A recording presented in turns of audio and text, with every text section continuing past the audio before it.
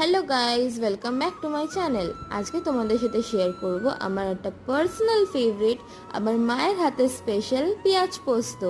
তো দেখা যাক কিভাবে মা সেই রেসিপিটা বানায়। প্রথমে কড়াই একটু সর্ষের তেল দিয়ে তার মধ্যে পেঁয়াজটাকে দিয়ে সেটা নুন দিয়ে ভালো করে ভাজতে দিতে হবে। তারপরে জিনিসটা আধ ভাজা হয়ে এলে ওটার মধ্যে কাঁচা লঙ্কা দিয়ে ওটাকে চাপা দিয়ে রেখে কিছুক্ষণ পর চাপা খুলে দেখতে হবে সেটা কতটা মজেছে।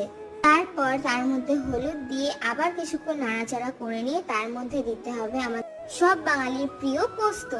তারপর পোস্ত দিয়ে কিছুটা ভালো করে নাড়াচাড়া করে নেওয়ার পর তার মধ্যে একটুখানি লঙ্কা গুঁড়ো আর চিনি দিয়ে সেটাকে আবার ভালোভাবে নাড়াচাড়া করে নিতে হবে।